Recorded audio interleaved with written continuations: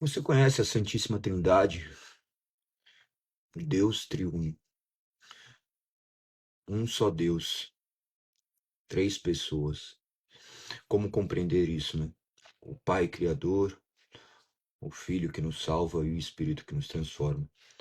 Como Deus opera em nossas vidas e em nossos corações, que você possa conhecer a fé que você diz professar, que as Sagradas Escrituras penetre o seu ser e você possa cada dia mais proclamar esse Evangelho e viver o Evangelho acima de tudo.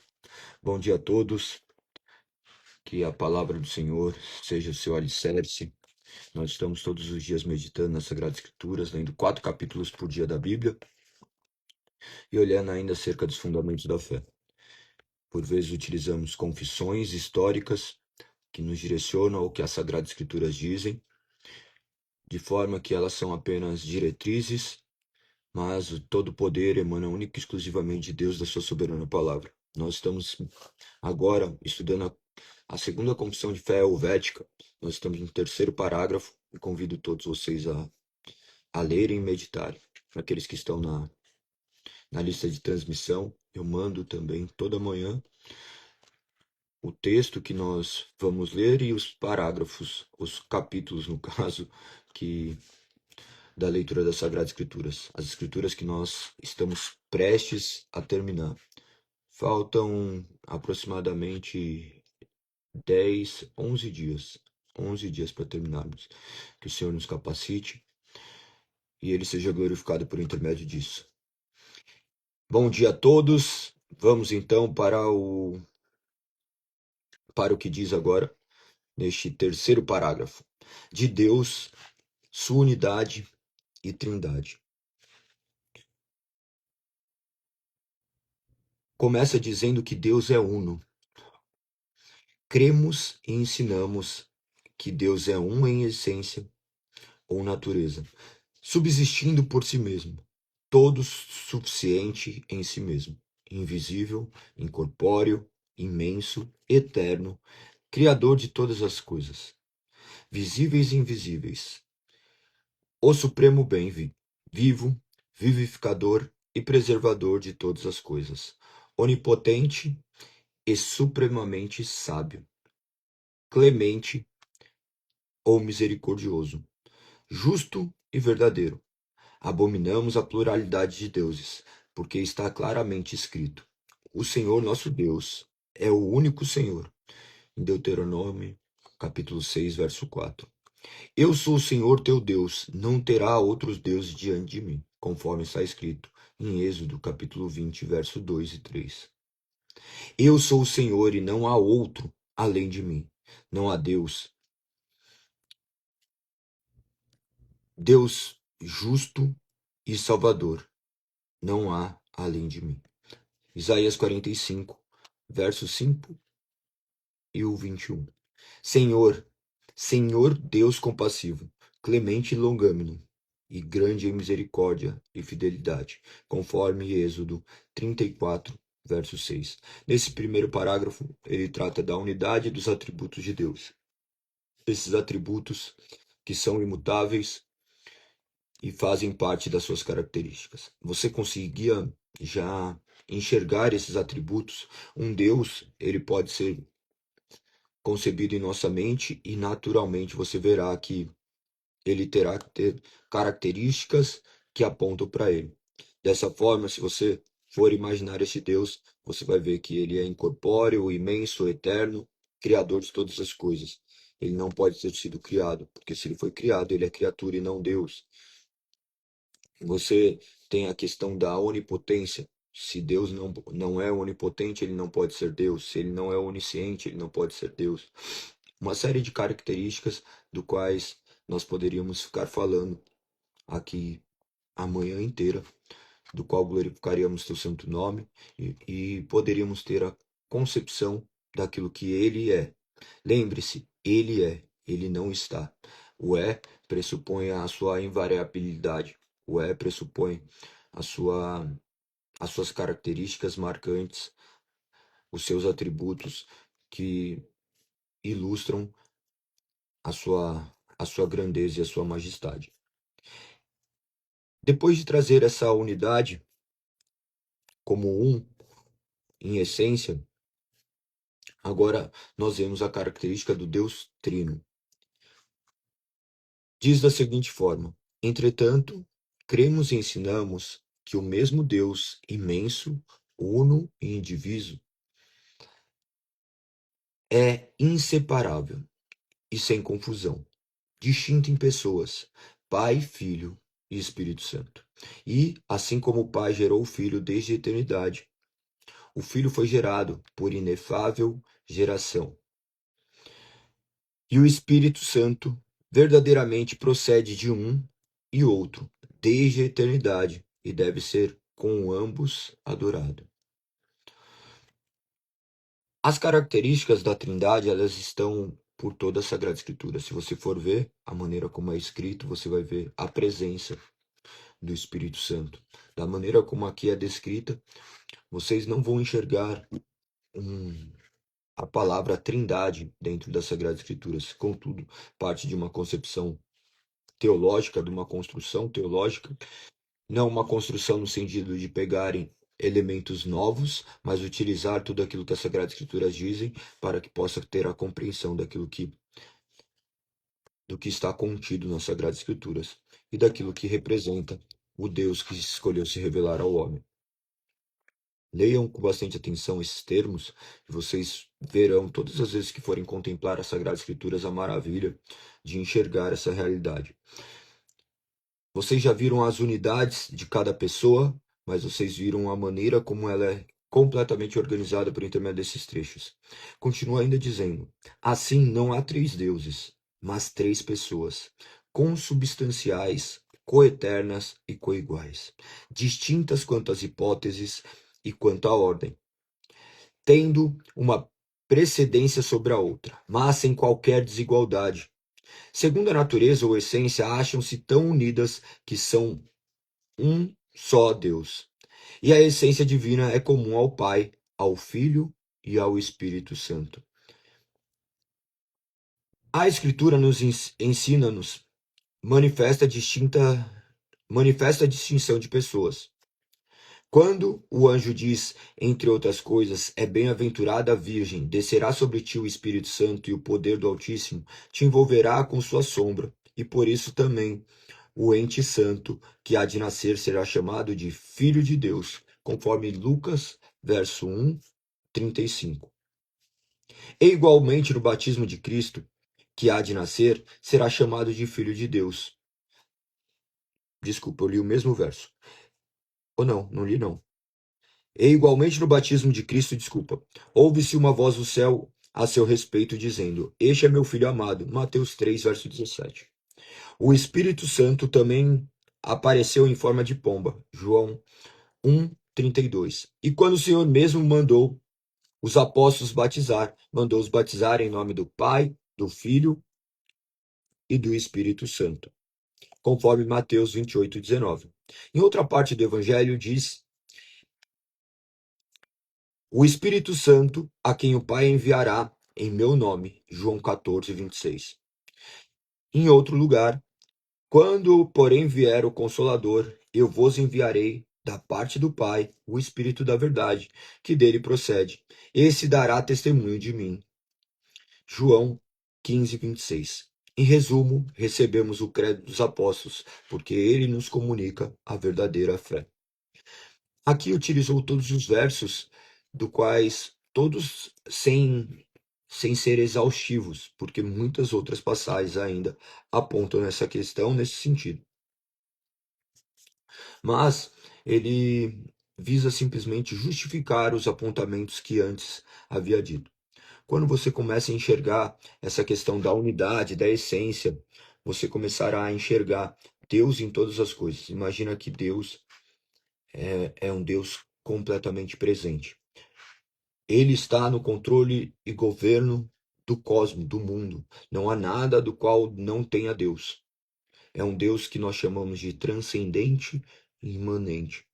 Transcende a realidade, está dentro de todas as coisas, das menores partículas subatômicas, existe Deus.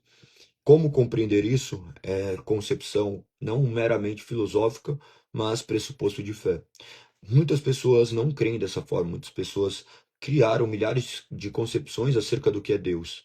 Pessoas acreditam que Deus meramente criou o mundo e deixou ele aí, a Deus dará, e o que acontecer, aconteceu. Você não vai encontrar respaldo para isso nas Sagradas Escrituras. Outros acreditam que sequer há um Criador, outros acreditam que existe uma força, mas que você não pode chamar de Deus.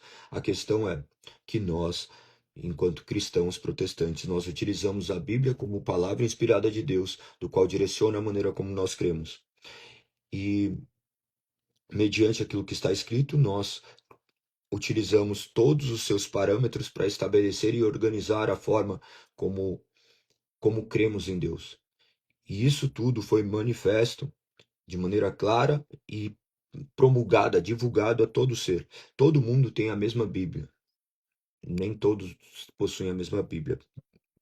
Não, é perdão, porque se for utilizar, outras pessoas chamam de Bíblias também aquilo que contém livros que são chamados de apócrifos. E possui também partes do texto que nós consideramos inspirados por Deus. Nós já abordamos a terça dos textos que são considerados canônicos. Nós temos uma Bíblia que possui 66 livros, 27 livros do Novo Testamento, 39 do Antigo Testamento, escrita no intermédio de 1500 anos, cerca de 31.103 versículos, 1189 capítulos. Ela é delimitada por óbvio, através de uma concepção que pode se dizer humana, mas nós cremos nessa inspiração divina. Cremos que esses textos que têm aqui possuem requisitos de inspiração ou completamente inspirados, e esses requisitos que eu disse não era como se fossem sobras, mas que tivesse apontamentos que direcionassem para uma inspiração divina e uma completa conexão com todo o conteúdo bíblico. Os que estão fora disso, eles não são considerados de tal forma. Houve, claro, um concílio, pessoas que estabeleceram isso. Algumas pessoas entram em debates acerca disso e por que alguns estão, alguns não estão, como se isso invalidasse o que é. Então, as coisas relativas à fé, elas não são tão simples e, e fáceis de serem deduzidas ao público leigo. Algumas pessoas, a grande maioria das pessoas, elas não partirão do raso. Ficarão andando ali apenas numa água que molha simplesmente seu pé, como se fosse uma pequena poça. Enquanto Deus é um verdadeiro oceano, do qual nós teríamos que mergulhar dia após dia, conhecê-lo cada dia mais. As próprias Sagradas Escrituras completamente deixada de lado. O ser humano não conhece as Sagradas Escrituras. Deus deixou uma maneira para que nós fôssemos guiados, mas, no entanto, ele sempre soube isso, ele sabe acerca dessa realidade, e nós vemos isso ser manifesto durante todas as Sagradas Escrituras. Ele manifesta os seus atributos por intermédio de todas as coisas nas Sagradas Escrituras e através dos nossos sentidos, mas nossos sentidos podem apenas contemplar um Deus, mas nós não podem nos colocar de joelhos diante da sua majestade, ainda que possa se colocar de joelhos como um Criador, nós não nos colocaremos de joelho diante dele, no sentido dessa Santíssima Trindade, entendendo que Deus envia o seu Filho unigênito para morrer na cruz por nós, de maneira que ele morrendo, o Espírito Santo agora vem até nós e nos resgata do poder das trevas, no poder do que nos aprisionava. Somente mediante a leitura das Sagradas Escrituras e esse Espírito penetrando no nosso coração, rompendo a inimizade que existia entre nós e Deus, nos regenerando para que nós pudéssemos entender isso. Essas confissões, elas visam retratar isso para um público leigo, para que todos pudessem ter acesso às Sagradas Escrituras. Direcionar, sim, uma unidade de pensamento, mas fazer com que todos conhecessem. Quem acompanha aqui desde o começo viu que nós lemos acerca dos catecismos. Do catecismo que nós só lemos o catecismo de Heidelberg. Quando nós lemos ele, o que significa catecismo? Talvez muitos de vocês sequer saibam o que significa catecismo e vocês imaginam que é uma construção católica. Não se trata de uma construção católica, mas de um conceito que foi utilizado pelo catolicismo, daí as pessoas, e até catolicismo, falar de catolicismo tá errado, porque catolicismo significa universal, e só existe uma igreja universal que pertence a Deus. Então, do romanismo, as pessoas imaginam da igreja romana que esse termo é associado a eles, e não é. A falta de conhecimento nos faz repudiar aquilo que nós deveríamos também abraçar. Não é completamente descartável tudo que existe na Igreja Romana, mesmo porque eles também partem do pressuposto que há um só Deus, um só Pai, um só Filho e um só Espírito. Ainda que existam milhares de discrepâncias, eles ainda guardam a fé cristã, ainda que de maneira herética, ainda que de maneira do qual é repudiado mediante a fé protestante. Nós não olhamos e ficamos apontando para todas as divergências, mas nós também não desconsideramos todas as coisas do quais eles estão corretos. E o que avalia que é correto não é a minha simples opinião, mas a própria Sagrada Escrituras, que é a balança de medir todas as coisas.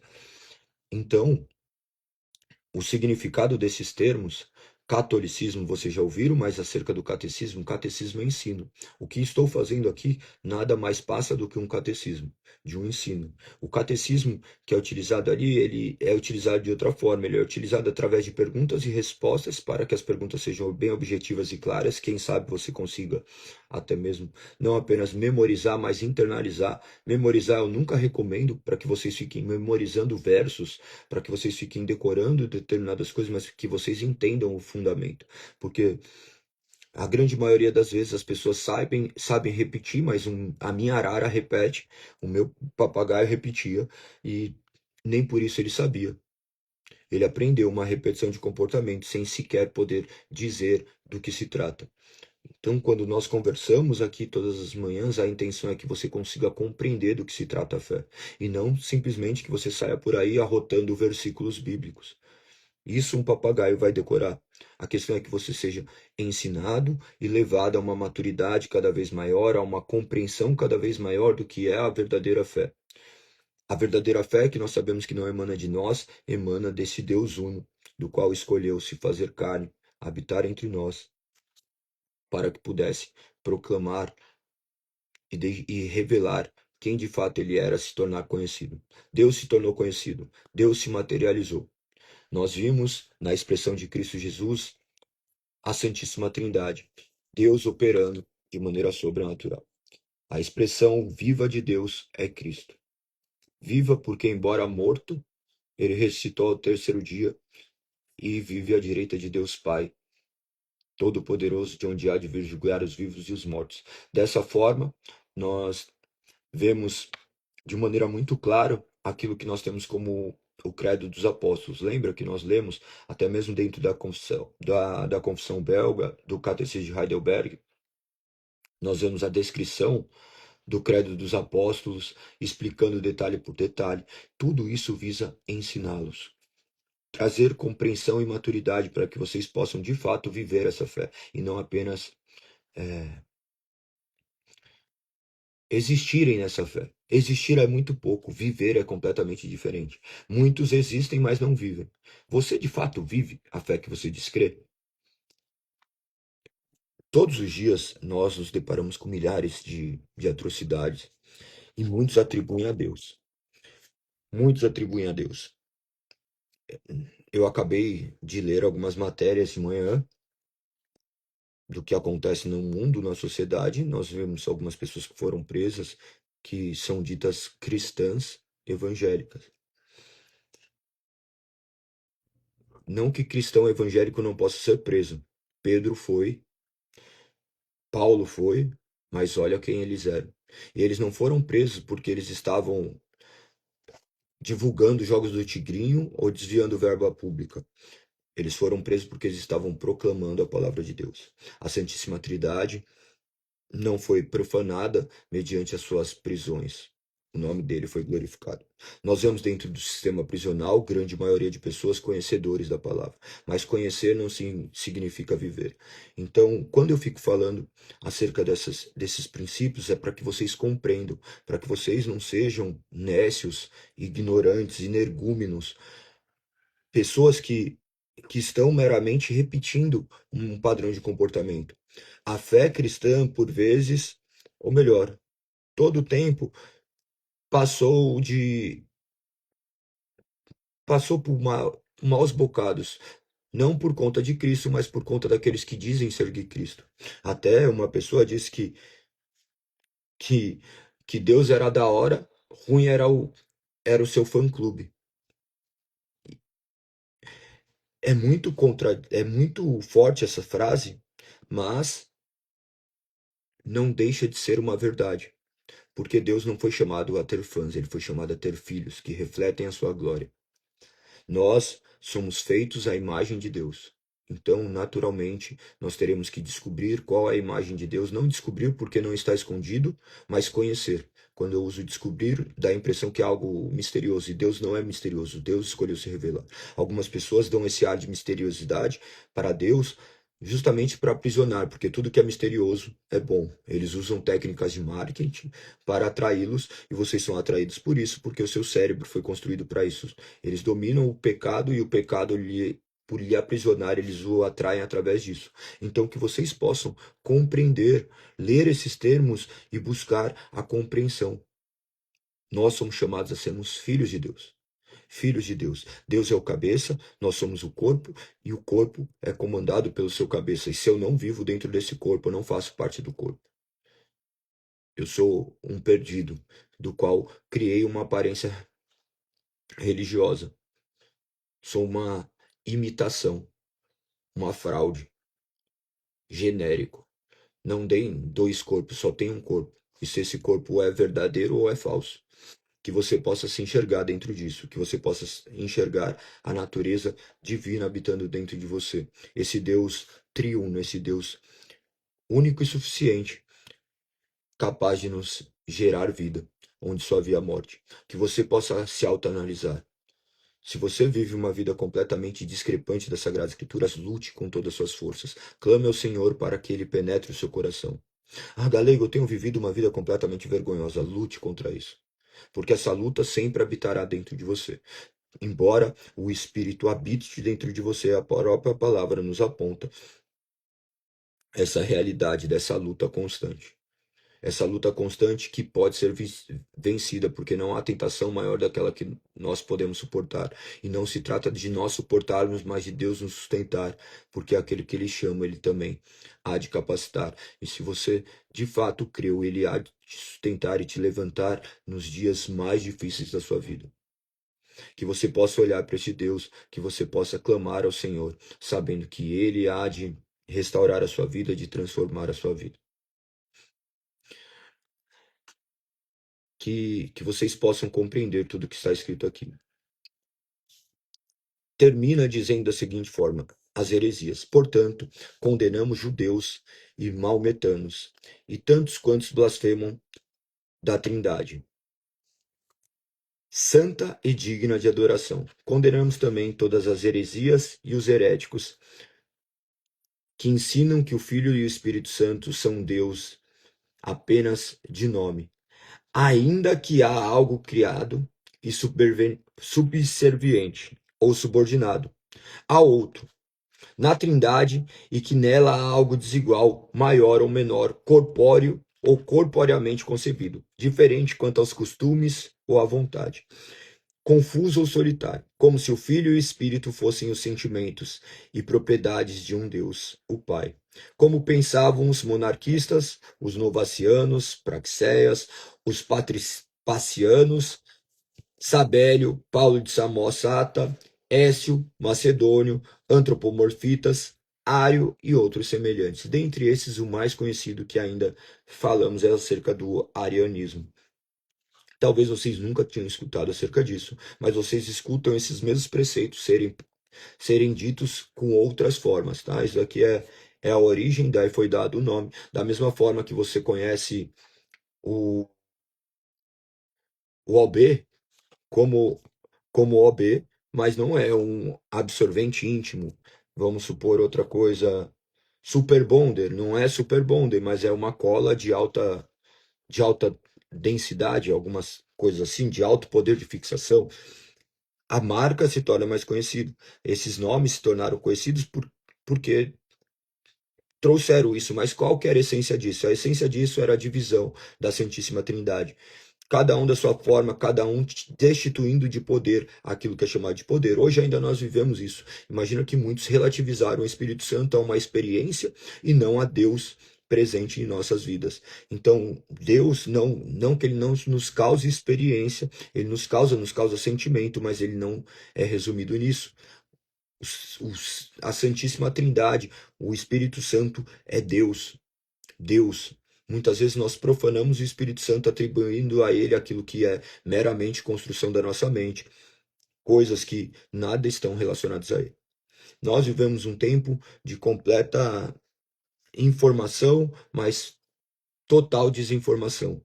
Nós imaginamos que conhecer 3 segundos o que retém a nossa visão ali dentro de um vídeo do Instagram, de uma frase, e nós imaginamos conhecer a Deus. Por isso que muitos dão opinião acerca de Deus, mas poucos o conhecem.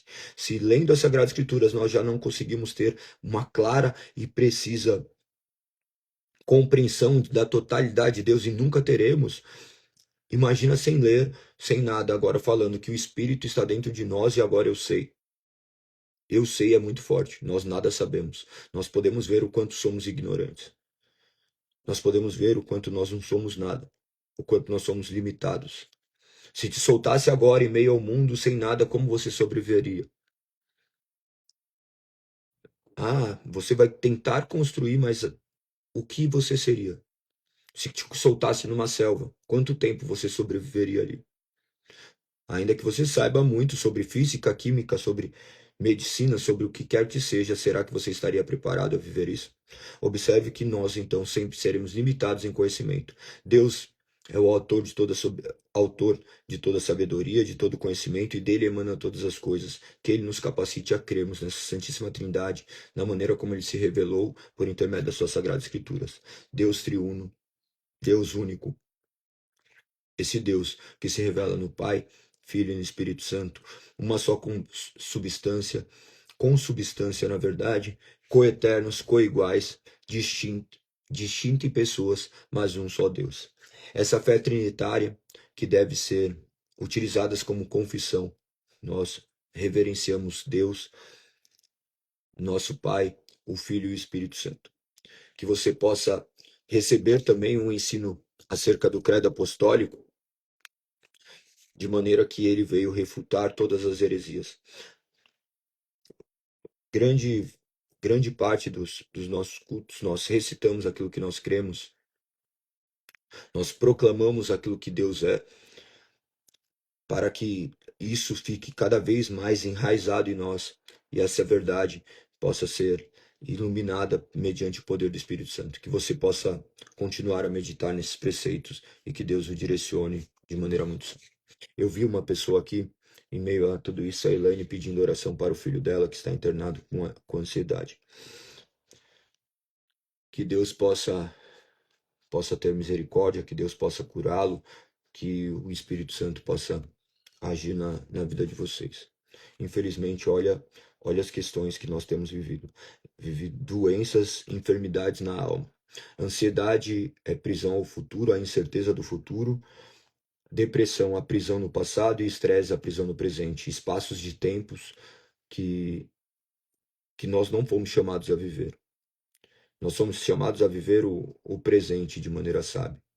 E o presente, até o presente, envolve a doença mental, a doença psíquica nossa, o estresse, o excesso de presente.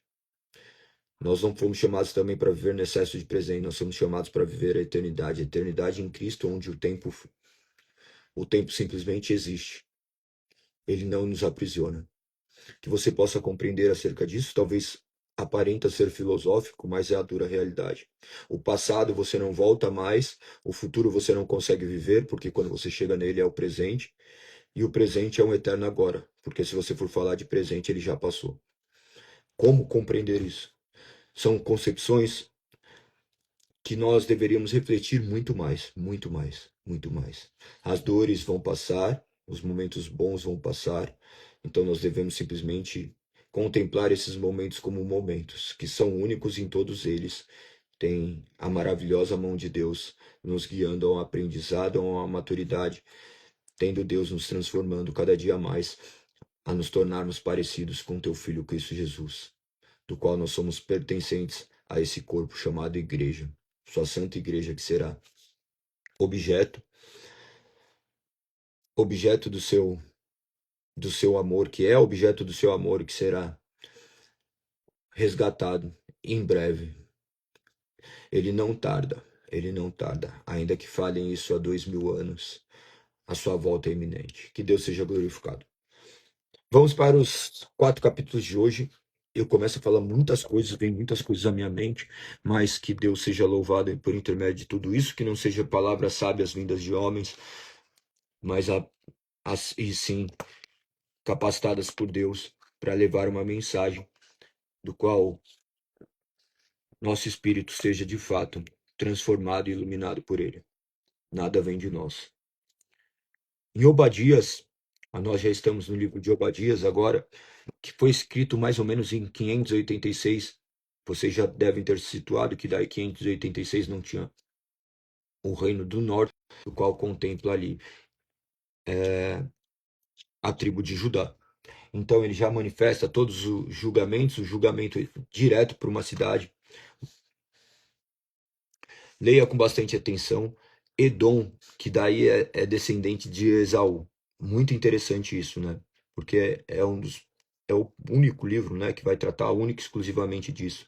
Obadias, que tem apenas um capítulo, você vai verificar essa questão. Esaú, lembra de Esaú e Jacó? Você vai ver em Romanos 9 também como foi essa divisão, essa guerra que existia. Leia com bastante atenção. Você vai ver que, ainda assim, não se trata de ser diferente do que todo o resto da humanidade é. No verso 3 só tem um capítulo, verso 3 diz: Foi enganado por seu orgulho, pois vive numa fortaleza de pedra e mora no alto dos montes. Quem me dera, quem me derrubará daqui de cima? Pensa consigo, essa arrogância que faz parte da natureza humana, essa arrogância que faz parte de todo ser que habita, mas que a arrogância possa ser humilhada pela fé, pelo, pelo Espírito Santo habitando dentro do nosso coração. O orgulho, que é uma característica do ser humano caído, que nós possamos nos orgulhar somente de Deus ter nos salvado, não porque fizemos algo, mas porque Ele escolheu nos salvar. Que nosso orgulho seja pertencermos a Cristo e proclamarmos esse evangelho de salvação, onde Deus misericordiosamente envia seu Filho para resgatar aqueles que estavam perdidos. Você vai ver que esse orgulho resistia a Deus.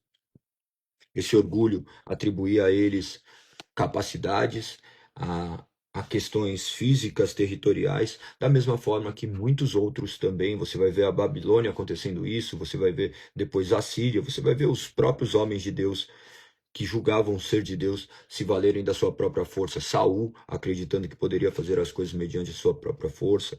Você vai ver até mesmo homens de Deus confiarem na sua própria força e depois se depararem com a correção de Deus. Que nós possamos não confiar em nós mesmos, mas confiarmos neste Santo Espírito que nos guia ao caminho da verdade. Então leia com bastante atenção esse primeiro capítulo. Esse único capítulo, perdão, mais uma vez, vocês vão verificar todos os motivos, inclusive de castigo de Edom. Olha no verso 10 como ele descreve: por causa da violência que cometeu contra seus parentes, os israelitas, você será coberto de vergonha e destruído para sempre. Quando eles forem invadidos, você se manteve afastado e não quis ajudá-los. Estrangeiros levaram a riqueza da nação e tiraram sortes para dividir Jerusalém, e você agiu como se fosse um deles. Você vê aqui a revolta de Deus com aqueles que operam contra o seu povo, mas acima de tudo você vai ver Deus repudiando aqueles que maltratam ou aqueles que estão passando já por terríveis aflições. Tudo isso descrito de maneira muito bela, em um tom completamente poético, mais verdadeiro, dentro das Sagradas Escrituras. Vocês lendo, vocês verão que daí Edom se nega também a deixar que Israel, quando tirado do Egito, também passe pelo território. Tem uma série de fatos que estão aqui intimamente ligados. Todas essas questões que estão aqui ocorreram completamente. Você pode ver tudo que está aqui historicamente ser concretizado. Você vai ver depois no final ele ser destruído, a, a completa destruição de Edom, ali 70 anos depois de Cristo. Historicamente vocês vão enxergar essa realidade. Depois pesquisem acerca disso tudo. Vamos para Jonas, do capítulo 1 ao 3. Vou falar de maneira breve, mas Jonas, creio que é um livro que vocês conseguem ler de uma vez. Embora nós temos lido 3 capítulos, é importante que você leia de maneira integral, porque se passou de um dia para o outro, nós já nos perdemos. É muito bom você, às vezes, sentar e ler de maneira corrida muitas partes, porque daí você vai conseguir ver toda a integralidade das Sagradas Escrituras. A maioria das pessoas, elas não conseguem ter essa noção. Pense que a Bíblia não foi dividida em capítulos e versículos. A divisão ocorreu posteriormente para que isso tornasse um facilitador, para que nós pudéssemos, ao menos agora, nos depararmos com uma ordem lógica para que pudéssemos também proclamar, mas você não pode desvincular versículos e deixar ele isolado. Tudo existe um princípio, um meio e um fim. Tudo na vida existe dessa forma. Então leia com muita atenção tudo que está escrito. Não tire versos apenas para formar uma convicção que vocês cometerão verdadeiros equívocos. Então leia de maneira integral esses 4 capítulos agora de Jonas, ainda que amanhã a gente vai falar só acerca do quarto, mas leia que vocês poderão compreender e ver a maravilhosa história que retrata a soberania de Deus. Deus soberano, também que foi escrito ali aproximadamente 785 a.C., onde você vai ver um homem de Deus, Jonas, que estava ali completamente tomado também pela sua natureza humana, onde a salvação ofertada a um povo que era completamente rebelde, ele se sente revoltado com isso. Ele é ordenado por Deus a fazer determinada coisa, mas ele não faz. Assim diz no primeiro verso. Diz assim: ó, o Senhor deu esta mensagem a Jonas, filho de Amitai: apronte-se vá à grande Nínive, anuncie seu julgamento contra ela, pois vi como seu povo é perverso. Nínive era tido como capital da Assíria. Lembre-se que a Síria era justamente o que executou o cativeiro assírio do povo de Israel. Leia com muita atenção, tá? Leia com muita atenção todas essas questões e vocês verão todos essas coisas um pouco mais íntimas que estou dizendo, mas que são naturalmente emanam dos sagrados textos das Sagradas Escrituras. No primeiro capítulo, então, ele vai trazer toda essa direção, ele indo contrário à vontade de Deus, mas você vê Deus de maneira soberana, trazendo ele para perto de si, fazendo com que ele execute aquilo que fosse da sua vontade. Você vai ver Deus manifestando o seu poder por intermédio de quando ele vai tirar sorte. Aí você vai ter que ler para entender do que era tirar essa sorte. Você vai ter que enxergar o que era Deus soberano ali, fazendo com que aqueles homens ali clamassem a ele, e mediante esse clamor, ainda que alguns estivessem clamando a outros deuses, mediante o seu agir naquele barco, ele faz com que depois de tudo que ocorre, faz com que aqueles homens também glorifiquem teu santo nome. Você vai ver Jonas ser jogado do barco, um grande peixe o engolir, de maneira que depois do terceiro dia ele é cuspido. Deus dá ordem para que o peixe cuspa. Deus deu ordem para que o peixe o engolisse. Imagina como, olha que loucura, como que você vai compreender, como que cabe na nossa mente esse Deus que está no controle de todas as coisas.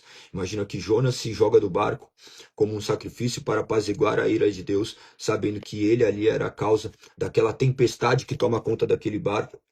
Quando ele vai se jogar, o peixe, no exato momento, o engole e ele vive 3 dias dentro do peixe. Essas passagens que também depois apontam justamente para Cristo, apontam para Cristo, habitando 3 dias diante da morte, nos resgatando para a eternidade daquilo que nos aprisionaria. Cristo venceu a morte. Essas histórias sempre apontarão para Cristo. Isso daqui não são apenas histórias fictícias, mas são histórias reais que de fato aconteceram, ainda que nossos olhos não contemplaram, ainda que seja completamente incompreensível. É assim que está escrito e é assim que nós cremos, e essa é a verdade de Deus, do qual nós proclamamos ao mundo. Mais Mais impactante que isso é a vida de Cristo, e nós sabemos que ele é real, que você possa contemplar Cristo ressurreto, habitando entre nós, o Espírito Santo vivendo em nós. Que o Espírito Santo guie a sua vida a conhecer cada dia mais da sua soberana palavra. Leia com bastante atenção, você verá que depois, no capítulo 3, ele proclamou essa mensagem de maneira que eles se arrependeram. Se arrependeram não por conta da eloquência de Jonas, porque ele pregou sem a mínima vontade, mas pelo poder do Espírito, o Espírito que não provinha dele, que estava nele, que penetrou aqueles corações e gerou arrependimento e conversão. 600.000 pessoas aproximadamente foram convertidas. O maior avivamento da história. Que Deus possa ser glorificado, que Deus possa ser exaltado, que você leia as Sagradas Escrituras e que Ele seja o centro da sua vida. Que Deus te guarde, que Deus te proteja, que Deus te abençoe. Amanhã estaremos aqui para mais um dia, mais uma oportunidade de conhecermos mais as Sagradas Escrituras. Leia as Sagradas Escrituras. Se você diz ser cristão, leia integralmente Gênesis e Apocalipse, para que ele seja exaltado e glorificado. Que o nome do Senhor seja vivo entre nós e presente e verdadeiro. Tamo junto. Não se esqueça de comentar e compartilhar. Até amanhã, para a honra e glória do Senhor. 5h59, tamo junto. Se eu não tiver 5h59, é a sua missão orar. Você já sabe que você tem um encontro com Deus, não comigo. Um beijo, fui, tamo junto.